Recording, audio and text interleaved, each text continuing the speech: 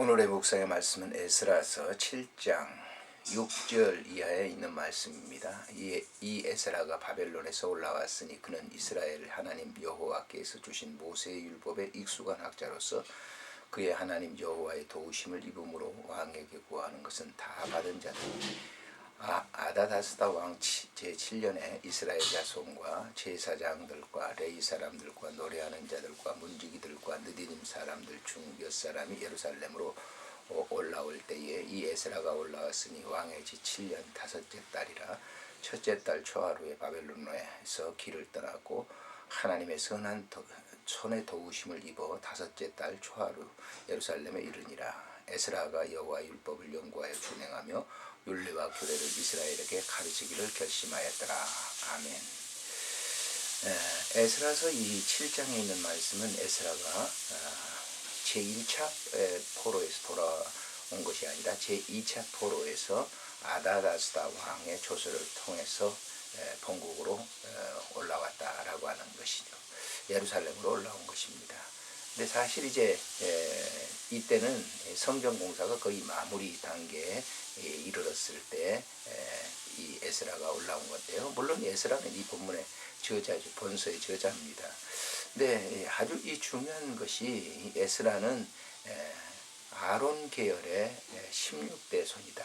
그래서 7장에서 그 계보를 쭉 소개하고 있습니다. 5절에 있는 말씀을 보면은 아비수아의 10대 손이요, 비느하스의 14대 손이요, 엘르아살의 15대 손이요, 대제사장 아론의 16대 손이라 이렇게 소개하고 있습니다.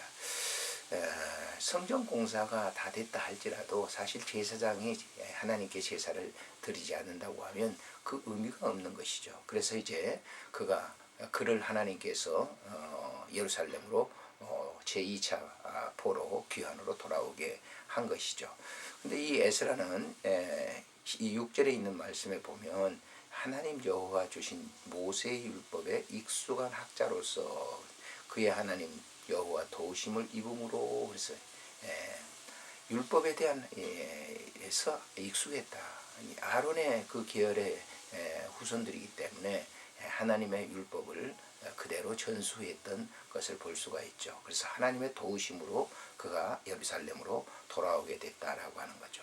그때 돌아올 때 에스라와 돌아올 때 여기 보면 하나님께 드릴 제사장들 그리고 레위 사람들 그리고 찬양하는 자들 문지기들 느디딤 사람들 중에 예루살렘으로 올라왔다. 이렇게 7절에 기록을 하고 있습니다.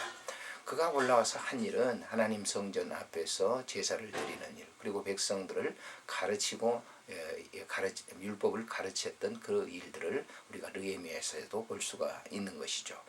그래서 10절에 보면은 에스라가 여호와 율법을 연구하며 준행했다 그랬습니다.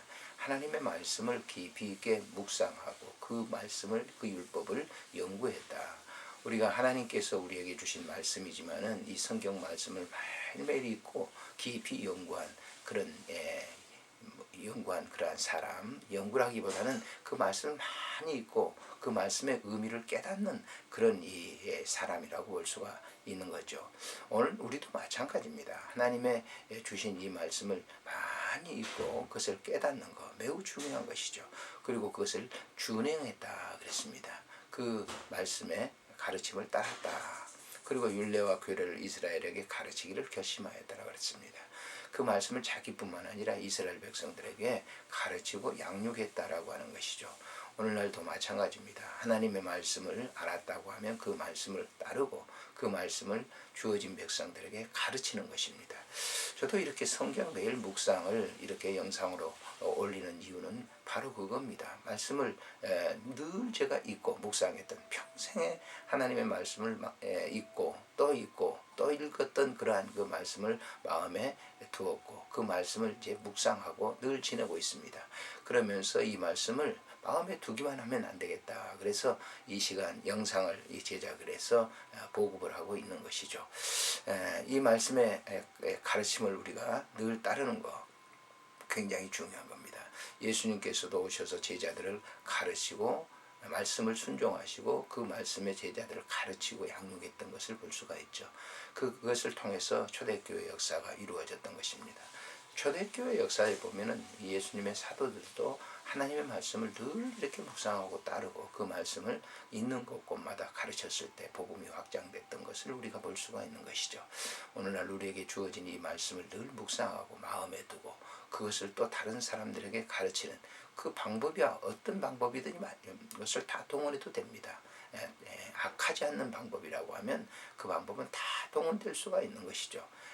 한 사람 개개인에게 만나서 말씀을 가르치는 일도 있겠지만 이런 영상의 매체를 통해서 사람들에게 이 말씀을 전함으로 인해서 또 그 가르치는 그런 이 아름다운 일들이죠.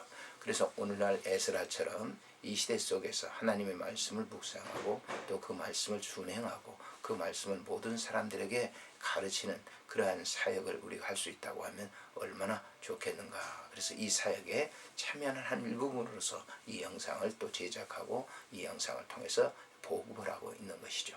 안녕히 계십시오.